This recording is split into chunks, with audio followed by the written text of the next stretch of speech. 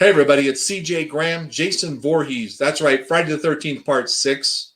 And you're listening to thescenesnobs.com.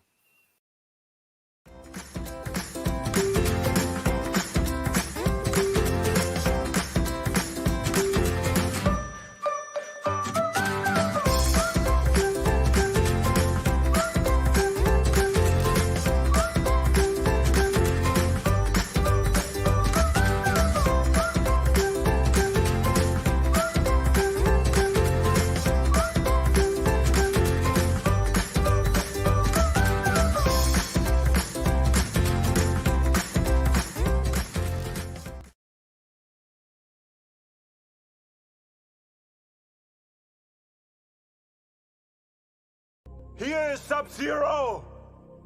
Now, Plane Zero. What's going on, everybody? It's the Scene Snob, McManhattan, and I'm here to tell you guys about thescenesnobs.com. We're a channel of variety, comedy, entertainment, geek-related, sports, the whole nine yards. We cover almost every genre. We have so many great shows to choose from.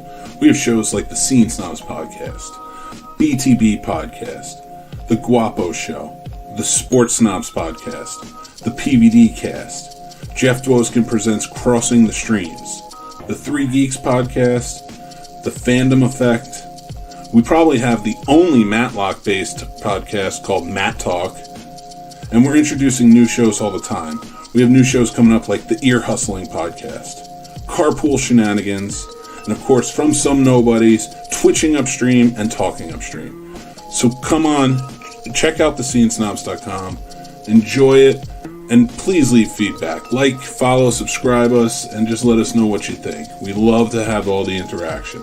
So I, again, am the Scene Snob McManhattan.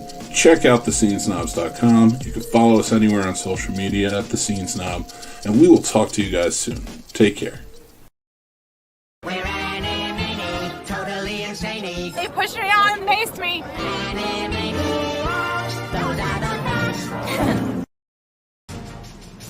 Oh my God. They found me. I don't know how, but they found me. Run for it, Marty! Who? Who do you think? It's Olivia!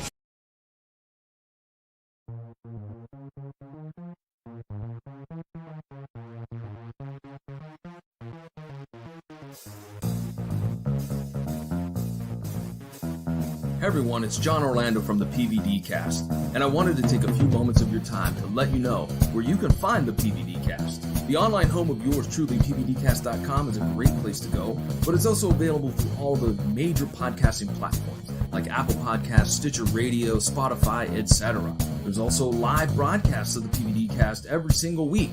Mondays 8 p.m. Eastern through the Facebook page of the PVD Cast, and Tuesdays at 7:30 p.m. through the Scene Snobs Facebook page. And no matter how you listen, please make sure you rate, review, and subscribe. And with that, I will chat at each and every one of you later.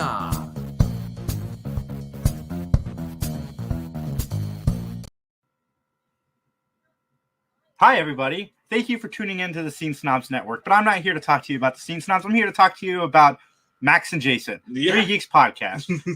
You will probably tune into the Three Geeks Podcast and be like, 1, 2, 3. Okay, well, there's obviously more than 3. There's like 89 million of us. We Started with 3.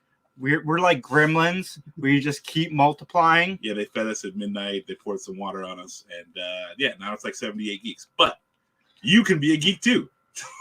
If you like comedy, which we sometimes do, if you like hearing about movies, TV shows, you like hearing hot takes from Max and John, you like hearing somebody who loves most things, but when I get mad about a show, it's pretty entertaining, I gotta say. But no, we're the Three Geeks Podcast. We're just a group of friends that don't talk to each other through the week so we can have natural conversations on Sunday. Yep. We're like actually probably the worst group of friends because we don't ever talk to each other outside of doing podcasts. Like... I mean, except for you and I, but that's because we're roommates. But, like Three Geeks Podcast. Tune in, check us out. And have fun. Yes. Feel free to like, comment, and subscribe. Yeah. And recycle your droids.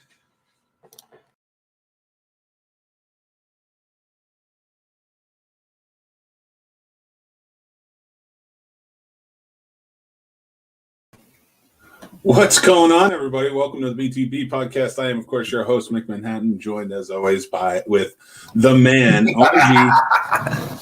Jay is here with me. How you doing, Jay? Say again? We're missing two guys. I don't know if Casey's coming in. Hopefully he is. But, you know, I tried to get a few other people here tonight. I don't know what's going to happen. Unfortunately, Mr. Lenny could not be here tonight, or he's coming late. We're not even 100% sure. that's how it can happen. We are. Ninja magic happens for everybody. You know, I gotta tell you, there's a lot of things that seem to be going on right now that are kind of freaky, man. I'm not even sure what the hell happened to the screen. What the hell is going on? What is that? I don't understand. What is happening?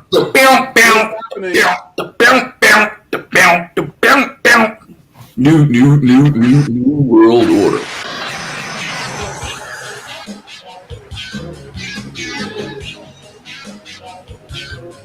I don't have the belt.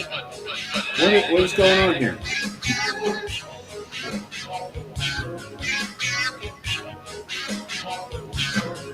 Hey, who took over? Oh no. They're here. This is our shit now. There you go, buddy.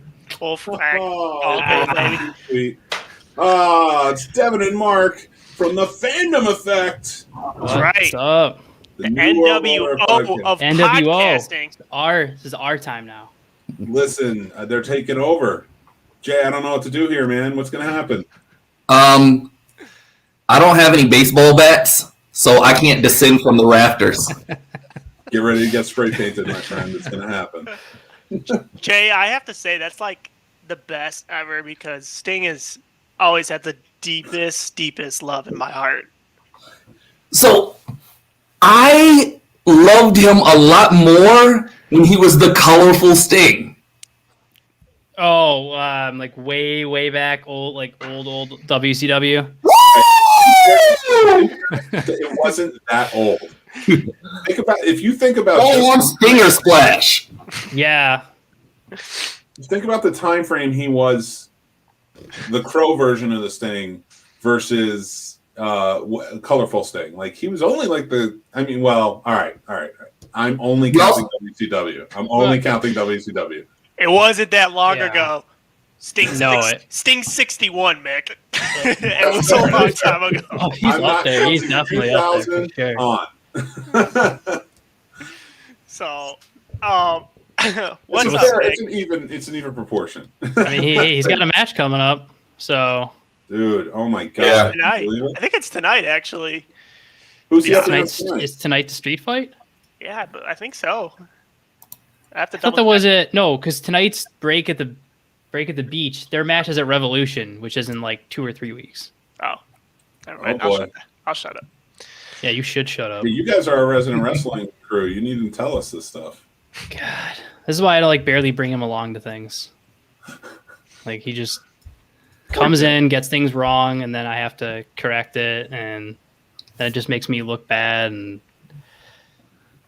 but that's what the NWO was all about, just causing chaos. It's true. It's true. If we were in the Bullet Club, though, I would have betrayed him a long time ago.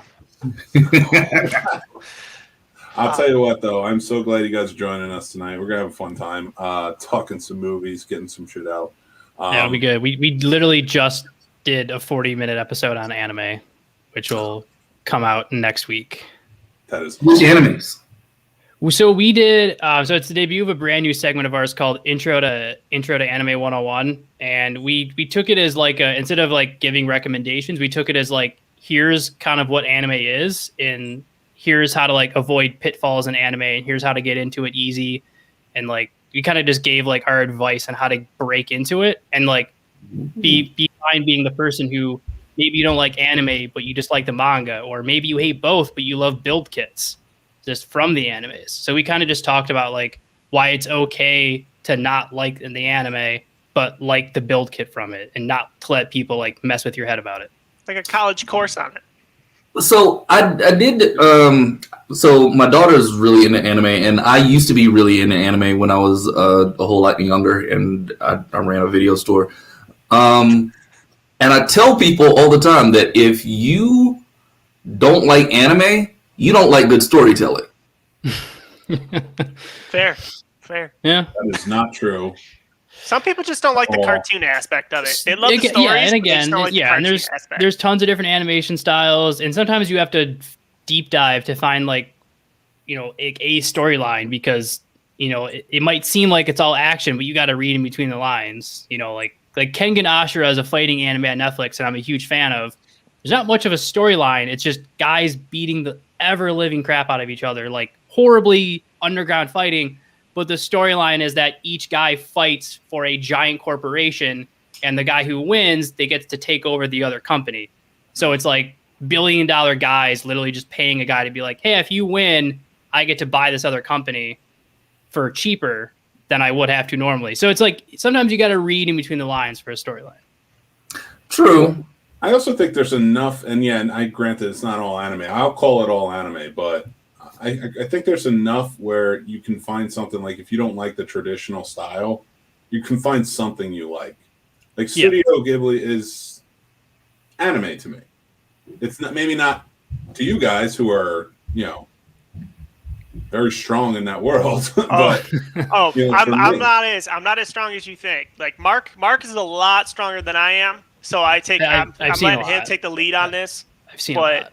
If it came down to it, Mick, you and me would talk more movies than Mark's probably seen. So it kind of works out in their favor. I like it. All right. So right now, it appears that I'm supposed to be NWO Red, that splinter faction. Yeah. I'm going to have a video set up for next time. You guys had just told me this before we came on, so I'm like scrambling to get like the text up and everything. I was like, I'm gonna have a video, so every time you guys come on, it's gonna pop on. Yeah, it's difficult to like lock it down because we're trying to do that with our podcast about the Royal Rumble we did a couple weeks ago, and I'm like sitting there scrambling to find videos on that and find intros and stuff like that. So it's gonna be it's hard, and if you need help, I think I actually still have one. I have the one from the Royal Rumble, so I can help you out. We should still have some, because we went full on. It out of nowhere, we were like, let's just go NWO with it, and well, here we are 3 weeks later. Still going with it. Man, I don't mind. So, Mick, you wanted to talk movies. What's going on, man? Well, I'm getting into it, and like Jarrod and I, we'll kind of go back and forth with what's going on with movies in the world today and where we're at. And like one of the things we were talking about yesterday was nude scenes. Okay. And I don't want to get into like what's the hottest nude scene or anything like that. I want to talk about, is it warranted? Are nude scenes, because we see them less and less these days, why were they so popular for movies? Like, let's go the horror genre first. Ooh. So, why were they necessary? In the horror genre, it was designed for, like, the way I take it was, at one point, it was so obscure to see nudity, and everybody was like, oh my gosh, she was naked running away from him. Oh, like, you watch the old, like, Halloween movies, and they were like, you had him kill his sister while she was having sex with with another dude. I was gonna say brother at first. That was gonna be totally wrong. That was weird. It's not Rob Zombie here. You can kick it off. It's fine. But the thing is that like it was so obscure, so like it pulled people more into the movie. Like, oh dang, she's naked. Now it doesn't matter, because in life we see so many people out there. Like, there's people protesting with their shirts off and the messages written across their chest. So people don't see it as, nudity is something that we got to be afraid of or got to be, but is it necessary in horror movies? When a chick is running butt naked away from somebody, if they're not in the shower or having a romantic involvement at that single time, there's no reason for it. Well, we have to go back just slightly, because I'm thinking about horror movies, and when we talk about nudity, like I don't really see. How can I say this PG style? Don't. That's my motto.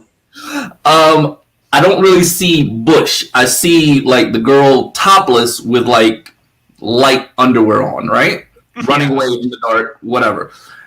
And I equated it to like the freedom movement of the 70s, where women wanted to be braless and free or whatever.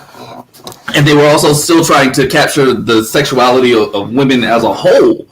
So, like, I see a lot more topless scenes, but full frontal.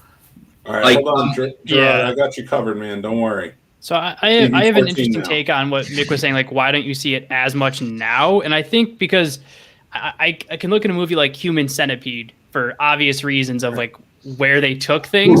And the point I'm trying to make is like, after stuff like that, which I think was the horror genre trying to like take nudity to a different level, is like, I don't think you see it as much now, is because other than what you've already seen a million times and what they tried to do with it, what could you do that's different than just rehashing the exact same scene you've seen 100 times? And I think because the only potential out there is to rehash something that's essentially already been done, I think directors are just being like, let's just not bother doing it if we're just going to copy another idea.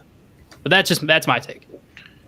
Yeah, I mean, I also think that it's the times have changed too. I think a lot of it are the newer generations. Like, I don't want to say they're not as horny. You know, it's just not how it works. But in a way, it's almost like they're more. They're desensitized to sex. Like everything's too accessible. Yeah, like Devon was saying, like Fast Mounts at Ridgemont High, like movies like that, when they had scenes like that, it used to be like a big thing. Like, you know what I mean? Because it was like, oh, I can't go and get like a porno mag or whatever, you know, or I'm not old enough to go rent a VHS movie or whatever. But like now, it's just like, all right, cool. Like if you hear about a topless scene in a movie of some actress and you're like, oh, she's attractive or whatever, he or whatever, you can just be like, you can just Google that specific scene. Yeah. And I mean, then everybody and their brother has had their, you know, all these celebrities have had their nudes leaked as it is. So, I mean, Mark brings up like a valid point. You're so accessible to everybody's stuff that it just doesn't like. It's like, oh, I've seen that. Like, it doesn't really change anything anymore. And the other thing is too is like you said, Mick. Like, times have changed. So there's people out there who feel that we are that they're allowed to actually say something and be like, no, I'm not doing that. Like, the fact of the matter is, the woman who plays Wanda in WandaVision. Yeah, she actually has a problem with her costume because all these other characters have their cleavage hidden and she doesn't. And she's like, I don't want to show that. Change my costume. Like, the fact that celebrities are at that point now, like, we live in a world where they can be like, I don't want to do it. It's not a thing. It's not necessary. Let's not do it. Yeah. And I think that makes a lot of sense. I agree with that. But at the same time, too, we have a lot of celebrities reaching out on the Instagram, Margaret, saying free the nipple. Like, why? They want to do more scenes and not have it be always rated R so much, or, you know, like, I guess as taboo.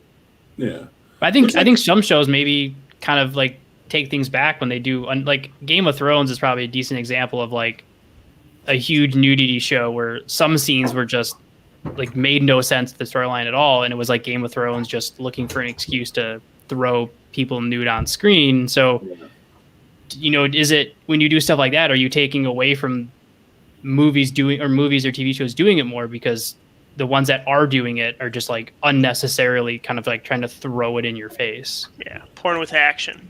So I think for the Game of Thrones piece, like a lot of those were more so the depravity of their society than we look at for like current movies. Like, and I'll throw it back to like Jason X, where Jason goes to space and they try and slow him down with the two campers who are topless in the nude, and he ends up putting them in a bag and beating one with the other. It's so done that it doesn't help the storyline anymore. Whereas I think for Game of Thrones, like, and I think back to Sansa's rape scene. For anybody out there, spoilers, Sansa gets raped. As terrible as that scene was, she wasn't nude in that scene. Right. Yes. Go ahead, Mick. Say what you're going to say, and then I'll add into that. Well, I was going to say, like, with the Jason X scene, that was just them trying to play up what, Friday the 13th was, because that's, like, not counting Freddy versus Jason, which had no nudity in it. True. Oh, wait. Did it? I don't remember. She was like... it did. The boyfriend and the girlfriend scene at the beginning where Jason folded the guy up in half. But she wasn't nude. She was nude, but, like, turned away. I thought she did have a topless scene. I don't know. I'm not going back to 2003 to find out. I do want to just add in, though, like, I don't know if you guys have seen the show Vikings, but there's suggestive sex scenes in there. Obviously, like there's sex scenes, but they're not the way Game of Thrones sex scenes are. Right, yeah. And the way that they do that now is very tasteful, and it gives you the full idea of, like, okay, like, this makes sense. Or this girl's taking a bath, she's naked, but she's getting a shot from her backside, and, like, and you see the top part of her butt crack, right? So, like, it's tasteful. And I think that there's things out there now that are becoming more tasteful with the nudity, and it's not so much like, here's some boobs here. Snowpiercer, which I started binge watching on HBO Max, has like one nude scene in the first season where this like Asian, she's like deep diving in their like aquarium trying to get like sushi, like to make sushi. And the TV show, not the movie, right? Yeah, the TV show. Yeah, it's got one nude scene where she's deep diving to get sushi. And to Devon's point, the only nude it shows is after she's grabbed it and she's swimming up to the surface. It shows you from like the bottom of the ocean or the bottom of the aquarium up as she's swimming to the top. So you only see like her butt. But to Devon's point, like it makes sense. You're on a train where, clothing and drying and washing is very limited. So why would you go swimming in clothing, especially when you're the only one that has access to that room? Like, you would just go naked because it just makes sense. Now, yeah, and I for me too, it's a lot of it is. Oh, you know what? We got some comments here that might be smarter than I am. Well, I want to say what's up to Mike Courtney. Chris says maybe they were trying to show them in their most vulnerable state, like Pee-wee running naked down the road in Porky's. And then he says, in GOT, Emilia Clarke stopped the nude scenes, as did Emma Rossum in Shameless. That's true. I guess once they gained a level of power within the show. Yeah. But anything that Emma did in Shameless doesn't negate the fact that she was in Dragon Ball Z. So true. It doesn't wash away the stink of that movie. Yeah. All right. I thought we were supposed to never discuss either of those. I know. That's what I'm saying. Like, when everyone talks about her in Shameless and stuff, I'm like, look, I'm sorry. Shameless is a great show. It just doesn't negate other things that have happened. Mick, that is the only way that movie should be referenced. All the things that have happened. What movie? Mick, I know that you have seen The Little Things. Oh, yeah. Jay, I don't know if you have yet. Mark, I know, hasn't. Not the new one. No, not yet. With Denzel and stuff. Yeah, no. So, this is not really a spoiler, but there's there's nudity in there, right? Now, do you guys feel that nudity in a movie for a person who has a sexual position as a work job, do you think that that's like how do you feel about that in that aspect? Because do you think you got like hustlers, which could be like, they got the strippers and stuff like that. And then these people were hookers. So like Ballers would be a great example of a show that uses nudity in that way. The one with Dwayne with The Rock. Like there is so much nudity in that show. Yeah. And it's either strippers, hookers, or it's girls that are naked because they're trying to sleep with the football players. But there is so much nudity in that show. So in my opinion, nudity has its place because let's be honest, you're not always in clothes. So if you're doing it as a slice of life and that's what's in, like I was when we started this, I was talking about Eva Mendes in Training Day. She's topless in the scene, and true enough, she's in the house with her significant other, so she's topless. It's not a huge thing to be outside the realm of normal, but it just plays into what the scene should be, as opposed to like a horror movie where two kids are just out in the woods having sex for no reason. Like it's different. So I get it from the standpoint of Ballers where that's a slice of life. That's what's really happening. Like we're not going to shy away from life just because. Whereas like a show like Game of Thrones, like a lot of those I feel were just thrown in just for shock value. Yeah, and I think it's kind of like it's like, is it more easily acceptable, or like, do you just kind of better rationalize it if the premise of the show makes more sense, or like the presence of the scene makes more sense? Are you more willing to be like, whatever, it's a nude scene, you don't care?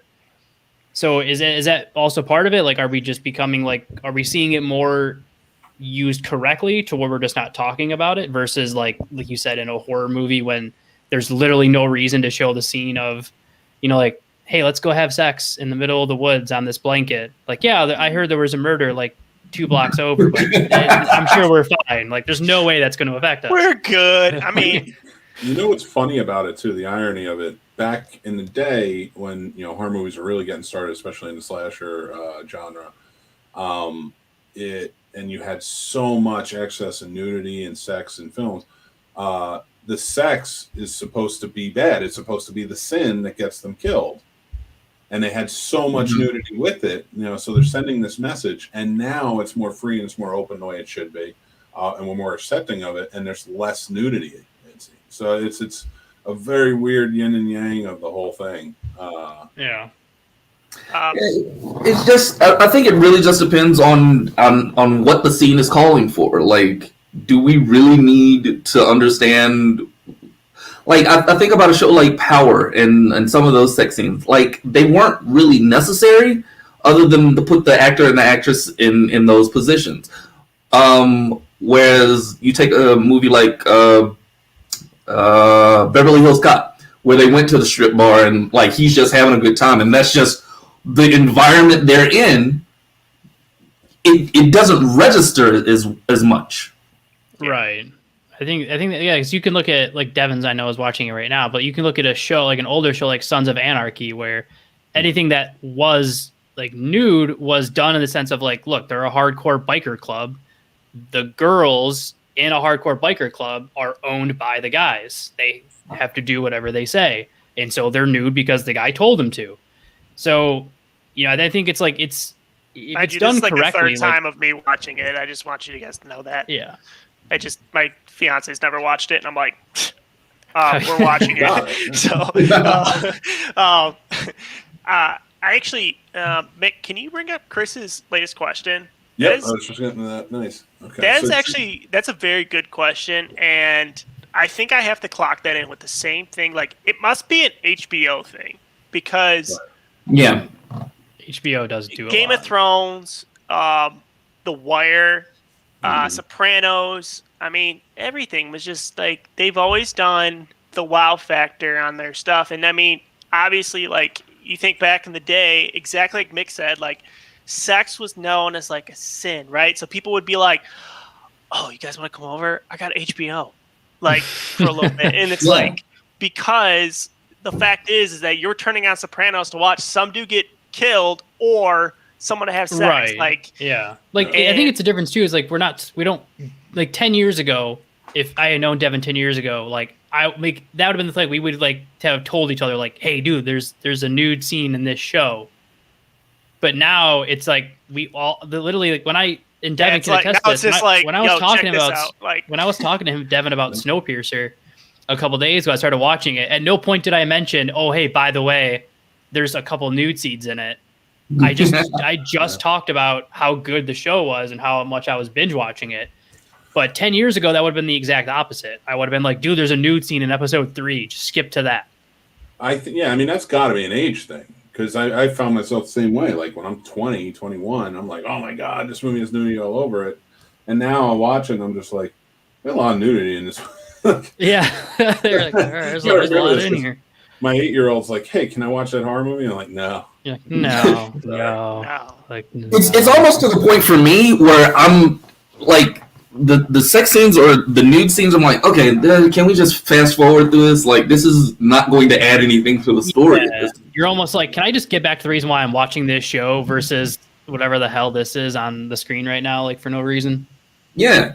Yeah, it really is. I think, honestly, I think when it comes to TV, though, it's become so much better in story.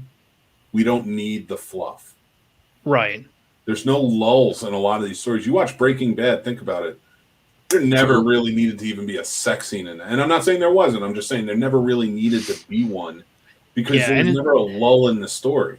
Yeah, and I think there's ways you can give the impression or the atmosphere of a nude scene without actually having one. Like you can go to like The Last Samurai, which I love as a movie, but there's not a nude scene in that movie, but there's a scene where like it's supposed to like reference like she's like almost disrobing, like because he might die in the next morning. So like they set it up to where it gives the atmosphere of a nude scene or what would be a sex scene without actually doing it. And I feel like that's something missing from a lot of movies these days, where they either avoid it completely or they just go full tilt with it and go nude. But that's the last movie I can really remember where there's like someone just tried giving the atmosphere of a nude scene or a sex scene without actually showing anything like that. Mm-hmm. Yeah. You know, and for me too, when it coming down to it, like, especially like, let's go back to the horror genre for a sec. I think our horror has become so, like, I mean, think about what our horror was back then. Again, it was slashers, ghosts, things like that. Whereas more and more, the monsters are men. Not men, but man is the monster in most of the newer movies. That's representing that in some way. Like, you don't need the sex. Right. You know, aspect of it. So I think part of it too, Mick, is that we have, as a society, we've come to, I don't want to say love, but we enjoy watching these killer documentaries and learning about these people that, like, mind you, like, my parents are in their 60s and they grew up like, well, growing up, they had people like Ted Bundy. Yeah. What's the new nightmare killer? The new killer. Night Stalker. Thank you. They had these people out there.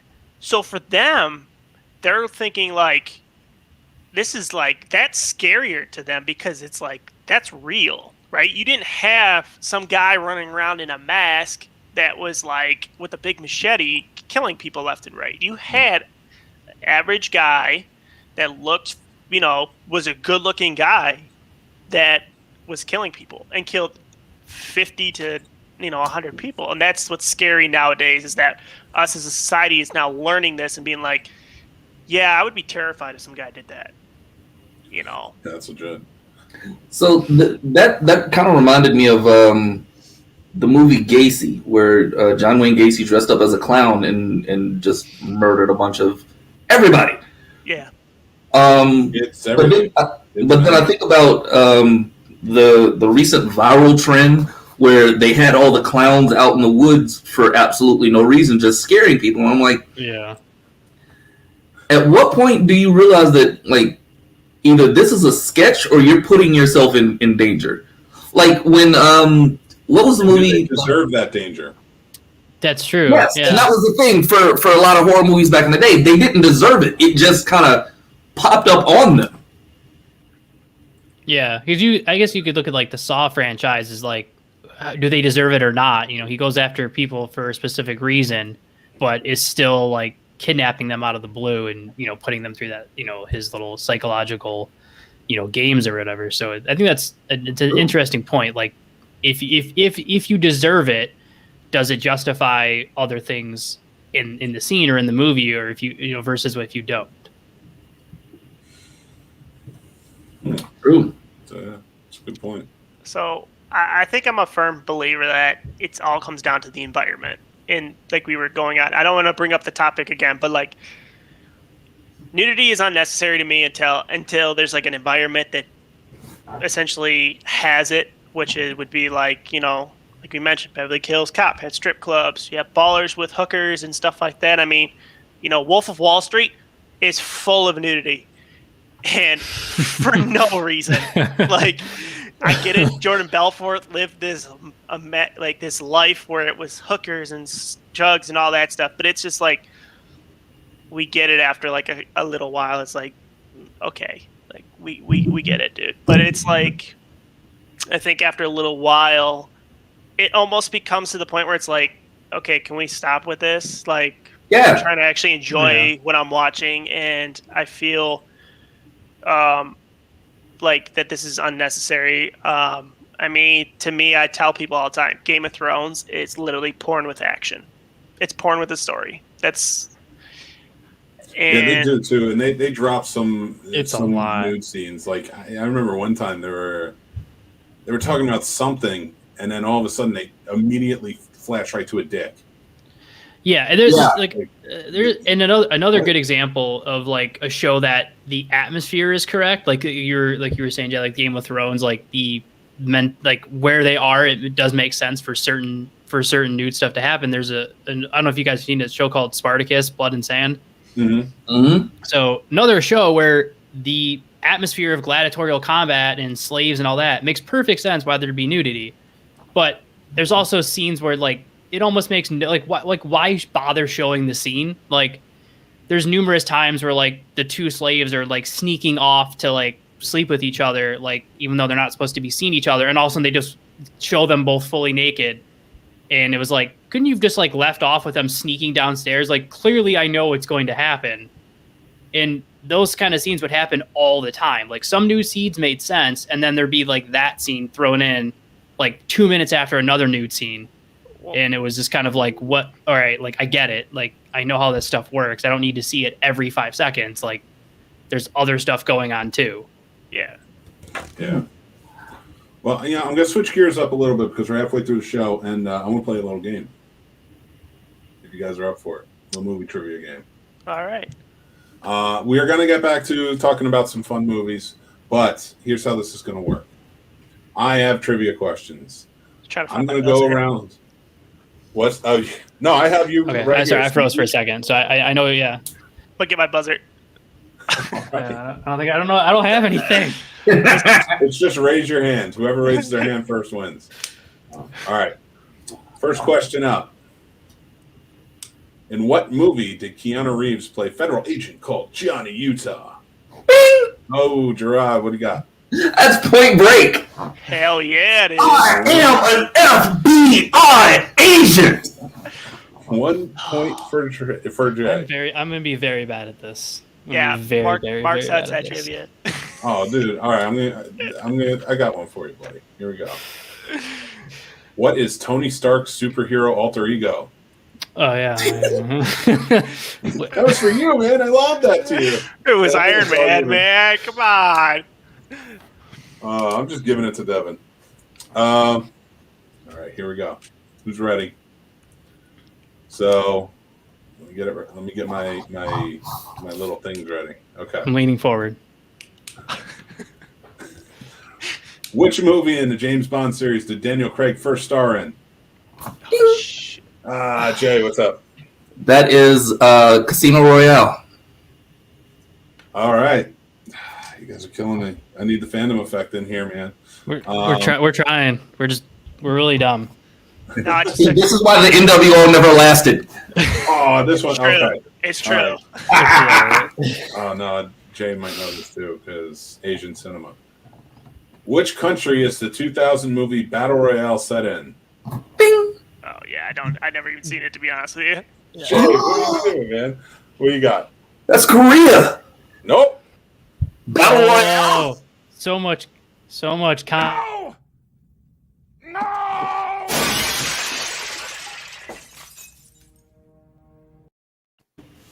Sorry, buddy. Anybody want to take a guess? Wait a minute. I am genuinely confused. Malaysia. No! No!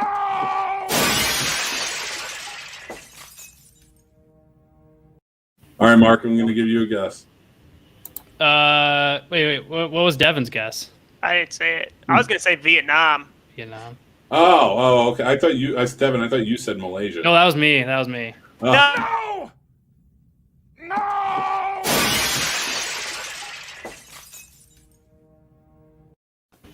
It was Japan.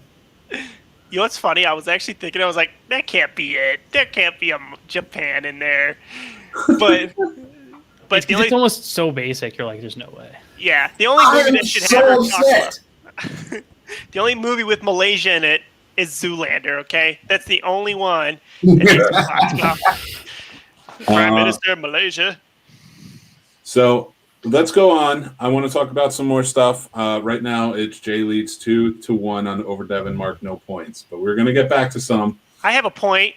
I am severely hurt that I didn't know that movie. It's like a fake point. It's like when I tell you good job on a podcast. It's like the same thing. It doesn't mean anything. Well, I'll stop sending you gold stars then, all right? No, those are my stars, okay? I earned that star. All right.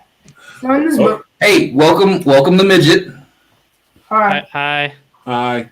One Hi, second. you're live for everybody. How embarrassing. You're live right now, so.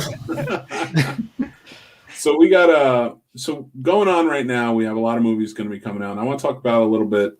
How do you guys feel about the movies not skipping the box office, but also being played on HBO with Warner Brothers? Yeah, I know it's a little bit older news, but I want to get your opinions on this because it started with The Little Things, was probably the biggest movie that came out so far. No, Wonder Woman. Right, yeah. We'll see. Wonder Woman, the only reason I don't... Yes, Wonder Woman was the biggest one to come out. All right, yeah, so I don't even know why I would argue. Yeah, come on, Nick. I guess there's flip sides of... I guess there's flip sides to a lot of stuff. Like, I'll add to that point by saying, look at places that do it where it's the same time, like Wonder Woman did, or places that are going to be coming out. Or you look at it like where Disney Plus is doing, where the movie's coming out on Disney Plus, and then they release it on video like a month later or whatever. So I just want to add to that question and like add on that second point of the studios that do it that way as well. Yeah, what's sort of the big difference? Because remember, Universal went through hell when they said they were just going to start doing... Oh, yeah, like AMC was threatening to like sue and like... I think we talked about this actually, Mick, prior, was that like... I enjoy it because of the type of setup that I have created at my house. And like we talked about like the fact that you can get individual theaters now with COVID. And it's like the whole fact of the matter is that you got to adapt, right? You're going to grow and adapt to what is happening around us. Well, there's people out there do not want to be in crowds. And so for movie buffs, you can actually like be able to see something like this at home. The quality's, if you have it just right, the movie quality's great, everything, you're streaming it, there's no problems. Unless your internet cuts out halfway through the movie, which would suck. Yeah. But overall, I think it's great that HBO is doing this because the fact of the matter is like when Mulan came out, they charged you $30 to watch that movie. Now I get it. You can be like, well, you got your movie tickets, you got your popcorn, you got all this. It's like, yeah, but I don't get all that. But you can look at it as a failed experiment because they haven't done that for a single title since. Mm-hmm. Because Soul got released like that, and it backfired. Like it definitely backfired because not only like was Mulan probably not the movie to try that out on, from what I've heard, but it's now free on Disney Plus. So imagine you're one of those people that spent $30 on it when you're already paying for the subscription service, and now 3 months later it's free. Like if you had just waited. You would have gotten it for free anyway. So, because what's the alternative to releasing it? Like movies coming out now, you either delay your movie until theaters open back up, like just sitting on a major picture, or do you just release it on the service because at least there you're getting some form of traction. Yeah, and you're encouraging people to continue to pay for your service because now they're like, oh, well, if they're going to release the movies on here too, I might as well keep paying for it. Yeah. You're less likely to cancel if you're doing stuff like that when like Netflix just raised their price, Disney Plus raised their price, and I'm sure it's only a matter of time until HBO raises their price with adding on all the stuff from Warner Brothers and DC onto it. Don't worry, I'm locked in. Yeah, okay. If you know you're gonna get major movies out of it, like I think a lot of people will easily more justify paying an extra $2-3 a month, and if 5 million people do that, well, I think they're looking at it as like, okay, yeah, maybe we won't make $400 million on this title while it's out for theaters, but we'll get, $10 million a month for years out of these people. So I think they're trying to look at it from a long-term standpoint. Because what's the alternative though? You sit on it and don't do anything. I know I like it. I think it's compared to the alternative. Yeah, for me, it's sad to see the theaters suffering the way they are, and then get the blow like this for sure.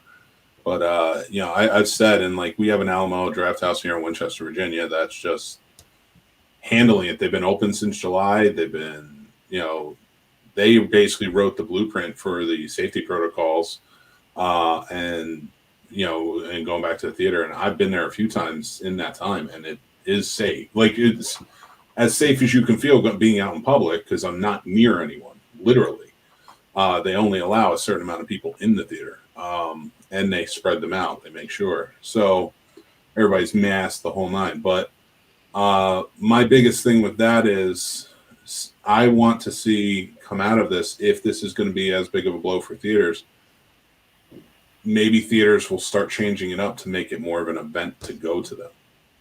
Yeah, maybe more of an affordable event, because I like when theaters have like those mini restaurants built in where you can have someone bring you like a burger or versus like just the normal hot dog or nachos at the concession stand. Like you can actually get like a full meal, but they always charge like I can go into a theater and go to the restaurant there and a burger is like $22, but if I go down the street to a restaurant, it's $8. So I think to your point, it's like hopefully they can use it as like some sort of like, how do we make this to where people want to do everything at once here versus like eating before or eating after. Like there's room to grow, but I think they're going to have to take a hit early on to like do some trial and error, because I don't think after what we've seen now with the digital space and how it is working for the majority of people, I think when theaters open back up, if nothing changes, I don't see any of them surviving this if they don't do something. That's very fair. I'm going to ask my next question. I slightly disagree with that one. I'm going to pause real quick. Jarrod, let me pause real quick. I'm going to ask the next question. Sure. Take that thought because I want to hear what you have to say. In the Matrix, what color pill does Neo take? Devon? The red pill. The red pill. 2-2. All right, go ahead, Jarrod. What you got? So I only slightly disagree with that one just because I feel that I think people have been locked down too much now that people are like, I think initially movie theaters are going to see a huge uptick in just volume just because people want to do the social events, camaraderie, and hear other people's voices outside. But I also think that you're also correct that if movie theaters don't change, that streaming services are going to overlap them like hand over fist.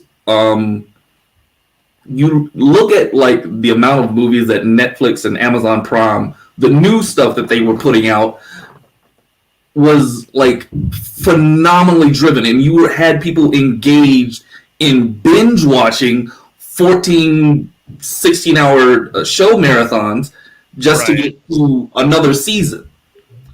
Whereas movie theaters now, for whatever god-on reason, we keep trying to rehash like either the 90s or the 80s, and I'm all for remakes, but they have to be in context.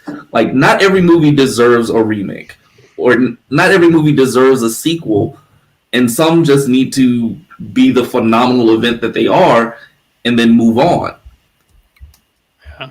So, I mean, does this I'd have to agree. do with a trailer that dropped today, Jay? Which trailer?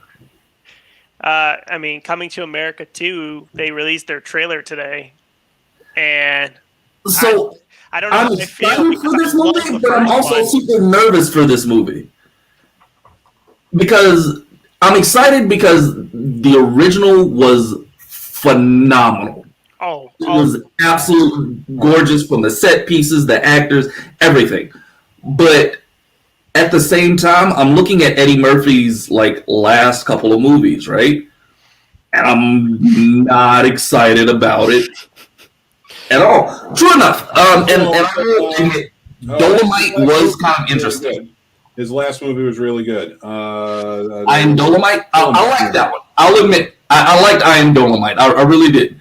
You know, you can admit it. It's okay. Yeah, you don't have to say you admit it. Safe space. Dolomite was really good, but then I think back to 1,000 Words, and that just wasn't the movie for him. No, but are you getting that paycheck? I mean, that's a different thing. Is like, you know, what's more important, the role or the paycheck? For us, it's the role. For the actor, it's the paycheck. Yeah. Especially when you have as many kids as Eddie Murphy. Yeah. That's legit. Yeah. Well, we all know where Nicolas Cage sits on that. Oh man, come on, Jiu-Jitsu was good. Oh, I'm looking forward to his new movie. What was the one before that? Purple. What was the alien thing? Like with the Color of Space. Yeah. Yeah, or something like that. Yeah. I will tell you, Mandy was my favorite movie of 2018. Though, it's such a visceral movie. It's so beautiful. That sounds so bad, but it's beautiful and it's visceral. There's always sometimes you get some hidden gems though. Like I think Devon, we talked about that. The Matthew McConaughey movie on Netflix, the Civil War one. Oh yeah. Free State of Jones? Yeah. I really enjoyed that. I thought that was pretty good. All right, real quick. Which movie series features the characters Riggs and Murtaugh? Bing. Damn, Jarrod. But I'll let somebody else go since I have 2 points out. So. No, I got 2 points too. Jarrod, go ahead. Oh, it's Lethal Weapon then. It is Lethal Weapon. I'm sorry, Mark. We're gonna have to check this the one I actually know. It just cracks me up. But we're gonna do. I got more. Don't worry. We're almost done, but I'm gonna make sure that you get it. Actually, I'm just bad at like movie titles. Like I watch movies. I'm just really bad at like detail, like comics, anime. Like you can. So let me ask you this one: how did you feel about the Lupin, the third series that Netflix just did? So Netflix hasn't shown me yet that they can do a live action series correctly. And I think it's because they're trying to find that weird juggle between the anime and like the show. I thought the Lupin one is decent. The not the Attack on Titan stuff. Death Note was terrible. Bleach terrible. No. Rurouni Kenshin. So like I'm a huge One Piece fan. So the fact that they're doing a One Piece one both excites me and scares me at the same time. That is my first time hearing about it, and I'm absolutely terrified. Yeah, it's greenlit. It's being made right now. Live action One Piece. So I think it's just where do you find the line? You know, do you go anime with it and just do a lot of CGI, or do you try to like make it where it's like a real thing? Like the Ghost in the Shell movie was horrendous for so many reasons, and the anime is amazing. So absolutely, I think it's just how do you deviate? You know, like where that line is, and I think to date I haven't seen something that has found that balance. You know, like Doom. I oddly enough like the Doom movie, But if I'm trying to base it The on one with the Rock where he turned into the CGI thing at the end. Only because of how bad it is. Like okay, that's fair. All right, like the same reason why I like Starship Troopers. Like I don't like it because it's a phenomenal acting movie. It's just because it's so bad, it's hilariously good. Okay. Okay. And like movies like that though, like I love RoboCop. I love what do you call it? For a second, I thought you said booty call, and I was like, "Wait, what?" I love Starship Troopers, but it's the satirical nature of the whole thing. Yeah, but it's like, but the Netflix stuff, like to Jay's point, like they're trying to make it like they legit are trying to make these shows real, but they just keep failing one after another, and especially you can look at a show like Lupin, which is a really solid, really well done anime, and like how do you butcher that? And that's what makes me nervous for all the future stuff, is because if there was any anime that could very easily be tailor-made, it was that one. Because, I mean, you're just heists. I mean, you can do October, you can do so many heist movies that are very successful, but then, like, Netflix tries to make an anime adaptation and just fall flat on their face. So I actually liked Lupin as a live action series, from what I remember of the actual anime. True enough, the actual anime came out 1970s. Was it an anime? I thought it was a book. I thought it was based on it's an anime. It's an anime. It's also based on like a manga that's run for like a lot of years. And then I haven't seen the movie that just came out. Yeah, so I really liked it, and I'm really looking forward to season 2. I'm scared for it because I don't know how they're going to introduce some of the other anime characters, and right now it's really heavily focused on Lupin being a master of disguise and thief, and I get it, but it's just it was 1971 was when the anime came out. But yeah, I think to your point, like it's a good point. It's, you know what I mean, like where do you differentiate between the anime and a movie? And then when you find that line, if you divvy away from it too much, can you even consider yourself an anime live action anymore? Or are you just because you have the same name? You know what I mean? Like, I feel like the Bleach live action movie it made me so frustrated because not only did you rush the character arcs and the development of any characters, but you also butchered like the story and where the movie was actually supposed to take place. Same thing for I didn't watch this, but my daughter did. Full Metal Alchemist, the live action version. Mm-hmm. Terrible.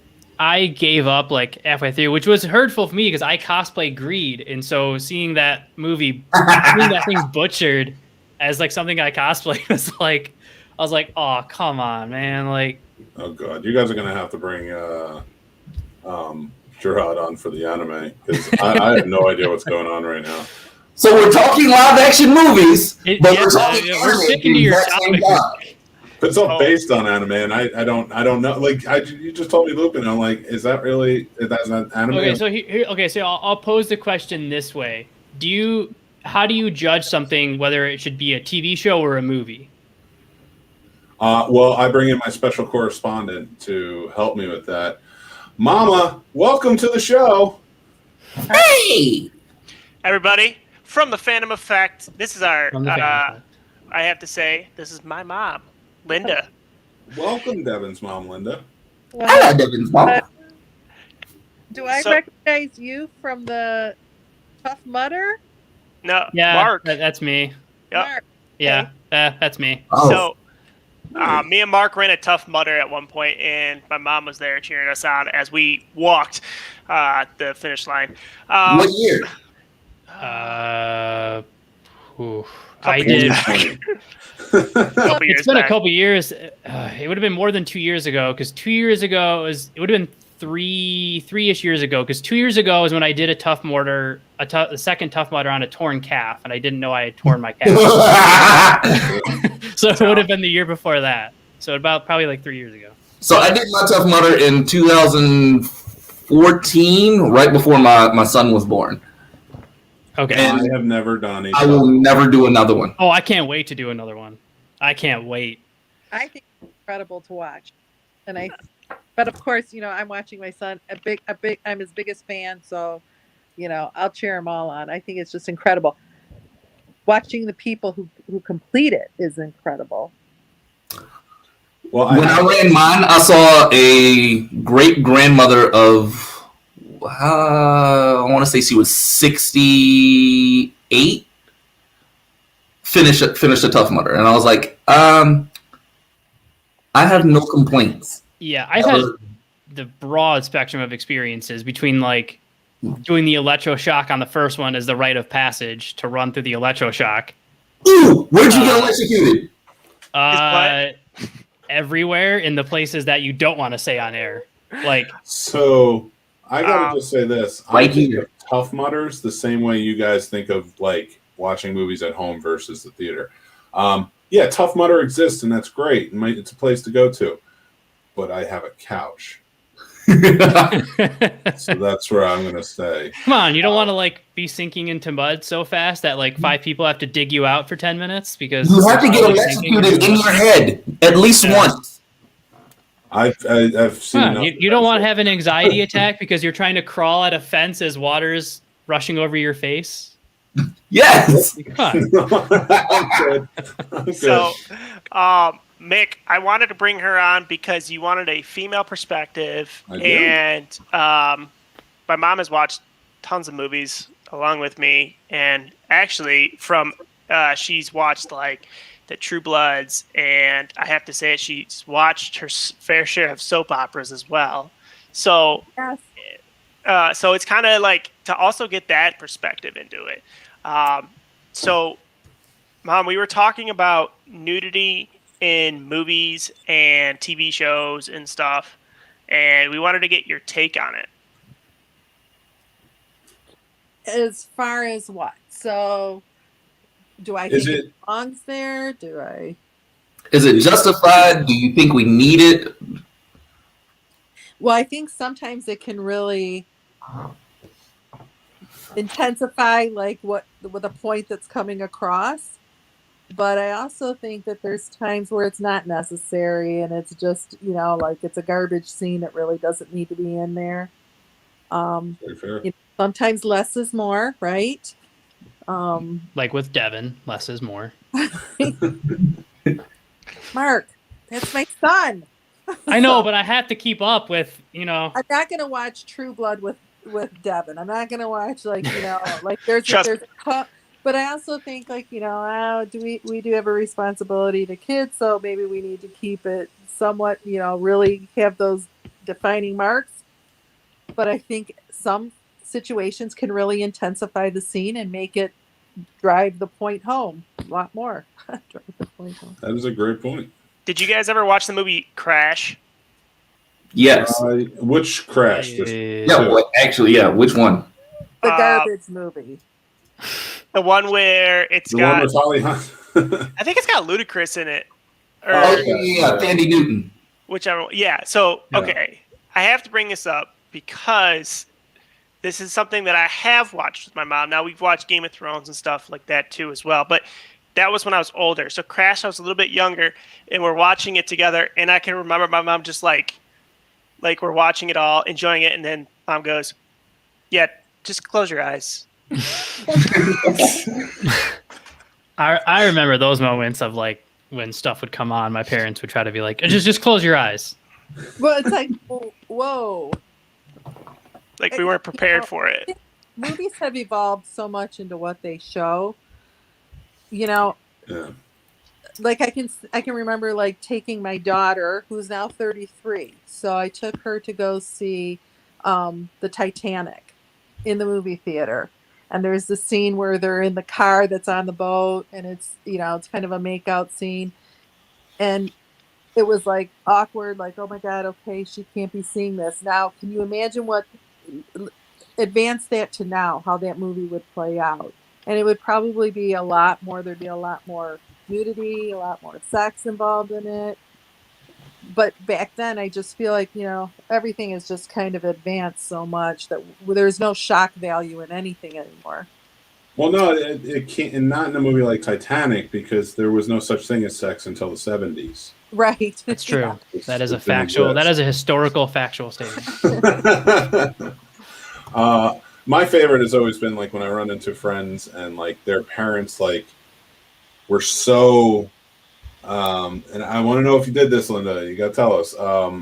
We're so scared of the kids seeing bad things, like they would shut off maybe the movie just if it like had a rough ending. Like I dated a girl a long time ago whose parents shut off Sound of Music before the Nazis showed up because they didn't. They're just like, no, it's a happy ending. They get married. That's it's like everything's fine.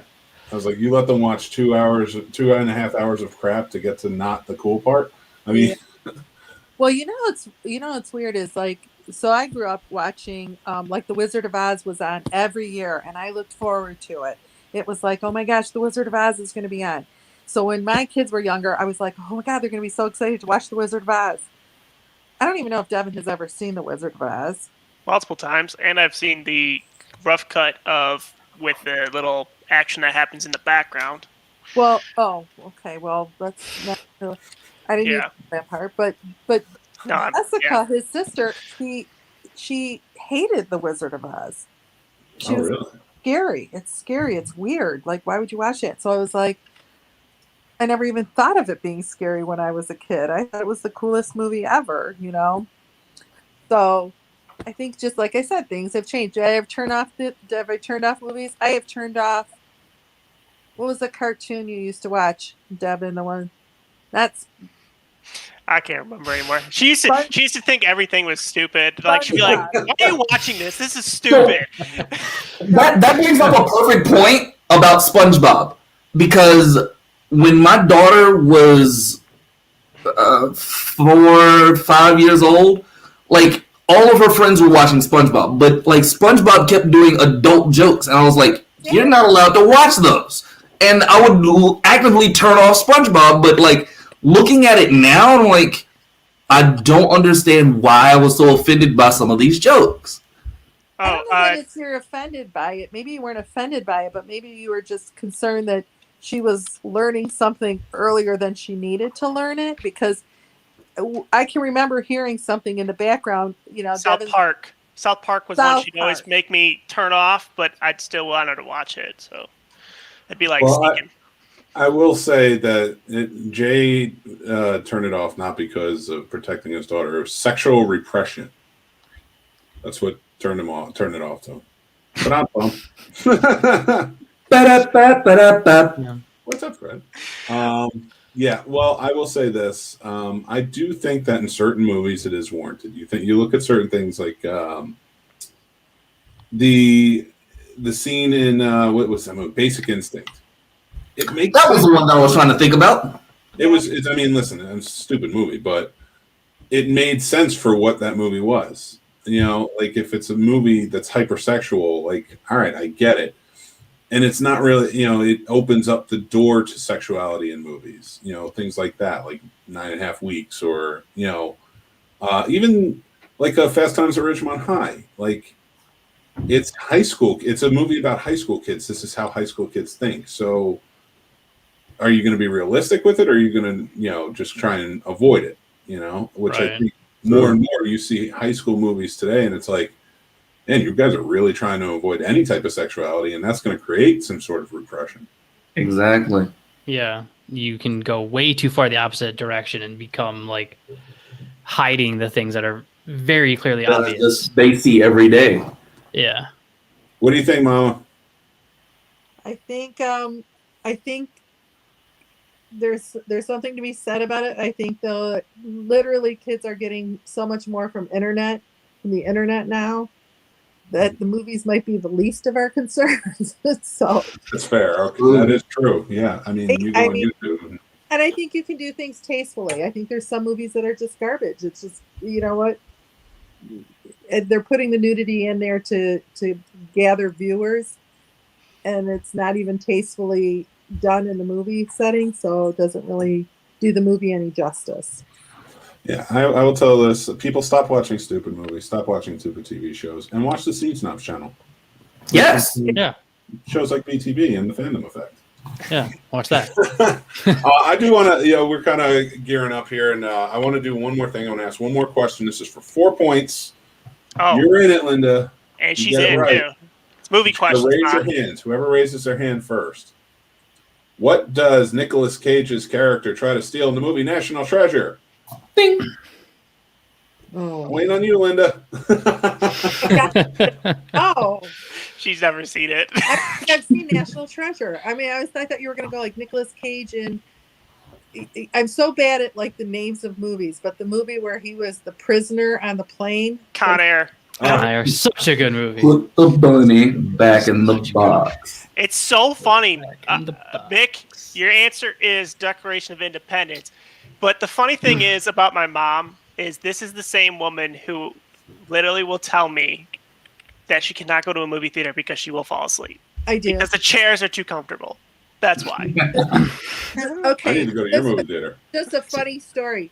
Devon wants to go see Jimmy Neutron when he was, like 4 years old. So I'm like, okay, I'll take you to the movie. And he's like, okay. So we go in there. He's sitting on my lap watching the movie. I fall asleep. I wake up. I'm like, gosh, this is like the longest movie ever.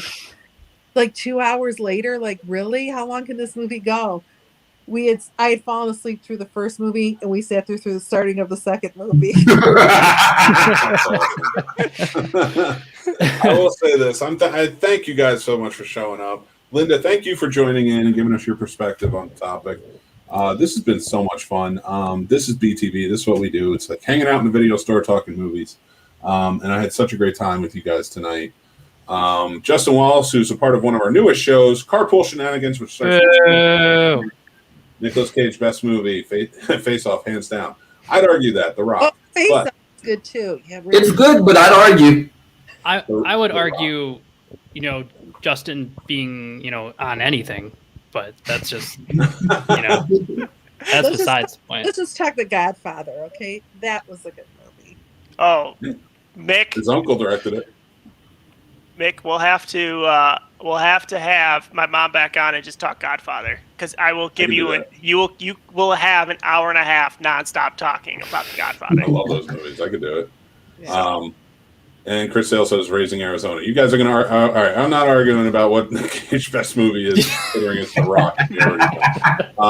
So I want to make sure everybody goes and checks out the Fandom Effect. It plays right here on the Scene Snobs channel every Sunday 8 p.m. Or you can check them out. Go to thescenesnobs.com. We have links straight to them. You can follow them everywhere. Devon and Mark are great guys. They're a lot of fun. Their shows are always entertaining. So make sure you go and check them out. You can check out Jay and I here. We're missing the fabulous Brendan Casey tonight. Bobby, gotta do it. Hopefully put the NWO back up. They got the Too Sweet going. But yeah, so I love you guys. I appreciate you guys all showing up. Linda, you've been amazing. Thank you. You're welcome anytime, of course, talk movies. Okay, Mama Linda. Mwah. See you guys. Thank you. Bye. All right, everybody, go check out thescenesnobs.com and all of our shows. Our schedule is up, and the site is revamped now. So until next time, I am Mick Manhattan, and I have Jay with me. And, of course, Mark and Devon from the Fandom Effect. Take care.